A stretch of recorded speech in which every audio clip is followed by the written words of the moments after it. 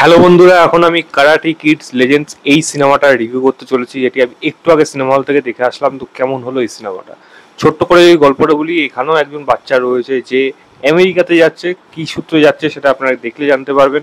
সেখানে গিয়ে একটি মেয়ের সাথে তার সম্পর্ক হচ্ছে। সে ছোটবেলা থেকেই ক্যারাটে শেখে, কিন্তু তার মা সেটা পছন্দ করে না। তার কারণ তার এক দাদা ছিল যে এই ক্যারাটে লড়াই করতে গিয়ে মারা গেছিল, যেটা তার মা পছন্দ করে না। কিন্তু তার টিচার মানে এখানে হ্যান্ড হিসেবে মানে শিফু হ্যান হিসাবে রয়েছে এখানে অবশ্যই জ্যাকি চ্যান, আপনারা দেখেইছেন আগে।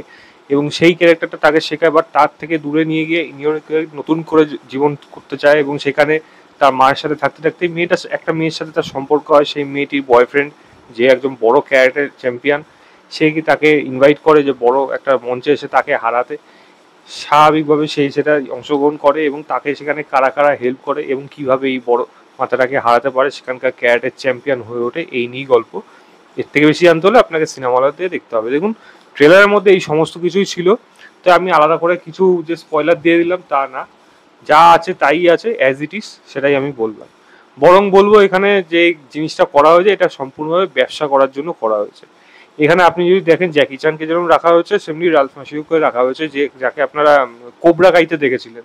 এবং এই ঘটনাটা কাইন্ড অফ ওই 1984-এ যে মানে ক্যারাটে কিড হয়েছিল, মানে সে তখন যে মিওয়াং যে মানে সে যে সে যে বাচ্চাটাকে শেখাতো, তার সাথে কোনোভাবে কোনো না কোনোভাবে এই গল্পটার সাথে টাইম লাইনটা মিলিয়েছে।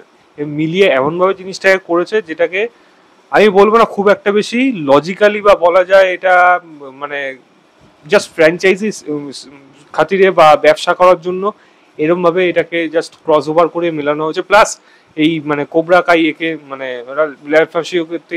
এখানে এনে জিনিসটাকে পুরো ঘেটে করেছে। কারণ এরা যে দুইজন, একজনকে কুংফু শেখাচ্ছে, একজন ক্যারাটে শেখাচ্ছে, বাট যে যার সাথে লড়বে সে এতটা পাওয়ারফুল কি করে, সার পাওয়ারফুলি কি শক্তিগুলো রয়েছে, সেইগুলো যদি ভালোভাবে ফ্লেশড আউট না হয় গল্পের মধ্যে, তার জন্য এই বড় বড় মাথা তারা যে এই বাচ্চা ছেলেটাকে শেখাবে, কেন শেখাবে এবং কি মানে তার ফলাফল কিভাবে আসবে, তার জন্য তার কি কি কষ্ট করতে হবে, কতটা স্যাক্রিফাইস করতে হবে, কত কিছু শিখতে হবে, যেইগুলো এই সিনেমার মধ্যে কিন্তু একেবারেই নেই। সিনেমাটার লেন্থে খুবই ছোট। এবং আমি যদি বলি যে মেয়েটির সাথে সম্পর্ক দেখাচ্ছে, হঠাৎ করে জিনিসটা শুরু হয়ে যায় এবং হঠাৎ করে তার মানে মানে একটা রেজাল্ট চলে আসে, এবং তারপরে যা হচ্ছে সিনেমার মধ্যে পুরোপুরি প্রেডিক্টেবল। এখানে মানে আগে বলে দেওয়া উচিত এই সিনেমাটা আমি হিন্দি ডাবে দেখেছি। তার প্রধান কারণ হলো অজয় দেবগন এবং তার ছেলে ইয়ুক দেবগন। তো না, অজয় দেবগনের গলা মানে সেটা জ্যাকি চ্যানের গলা বয়সের সাথে মানানসই হয়েছে, ভালো লাগছিল না। এবং দেবগানও কোথায় কোন জায়গায় কিভাবে ডেলিভারি দিতে হবে, কোনটা ইমোশনাল সিন, কোনটা বেশি মানে অ্যাগ্রেশন, কোনটার মধ্যে একটু মানে রোমান্টিক ব্যাপার রয়েছে, একটা লাজুক ব্যাপার রয়েছে, সেইগুলো কিন্তু সে এখনো পুরোপুরি রপ্ত না। তার জন্য দেখতে ব্যাপারটা কিন্তু অড লাগছিল। তাদের কিন্তু ডাবিং ভালো না, হিন্দি ডাবিং আমি বলবো খুব একটা বেশি ভালো কিন্তু হয়নি এই সিনেমাটার মধ্যে। বিশেষ করে হিন্দি রাইটিং যা ছিল তাও কিন্তু খুব একটা ভালো হয়নি। এবার যদি বলি আমি এই সিনেমার মধ্যে যে মেন প্রবলেম কোন কোন জায়গাগুলো থেকে গেছে, একটা হলো ক্যারেক্টার ডেভেলপমেন্ট, যেটা একেবারেই ভালোভাবে ওয়ার্ক করে না। মানে গুরু শিষ্যের যে বন্ডিং, সেটা ভালোভাবে ওয়ার্ক করে না এখানে। এই বাচ্চা ছেলেটা এই মেয়েটির বাবাকে মানে ফাইটিং শেখাচ্ছে, কেন শেখাচ্ছে তার পেছনে একটা গল্প আছে। কিন্তু সেটার জন্য যে সেটা সেটা এই গল্পের মধ্যে নতুনত্ব জিনিস, মানে বাচ্চার থেকে বড় শিখছে। কিন্তু সে যাতে খুব একটা যে বেশি গল্পের প্রয়োজন হলেও হতো, না হলেও হতো, মানে সেটা কোনো অপ্রয়োজনীয় জিনিস। জাস্ট সিনেমার হয়তো গল্পের মধ্যে কিছু নেই, 1.5 ঘন্টা থেকে একটু বেশি গল্পটাকে বাড়াতে হবে, তার জন্য ওই ওই পোর্শনটাকে রাখা। তো যেগুলো দেখতে কিন্তু একেবারে মানে মানানসই হয়নি। মানে স্ক্রিন প্লে গল্পটার মধ্যে কিন্তু খুব একটা বেশি ভালো না।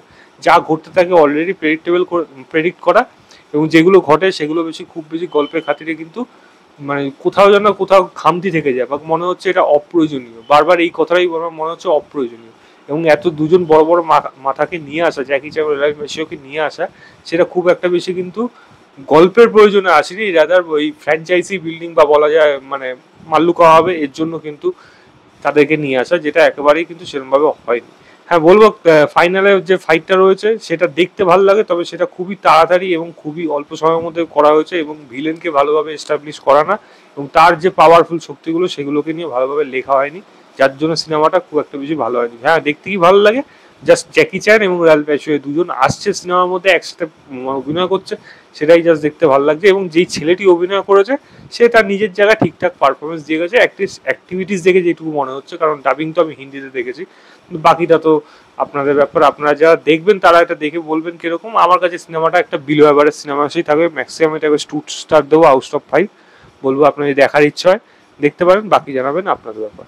তো এই ছিল আমার overall review Karate Kid Legends বলে সিনেমাটা। ভিডিওটা ভালো লাগলে লাইক শেয়ার, চ্যানেলটাকে অবশ্যই সাবস্ক্রাইব করে দেবেন। বাই।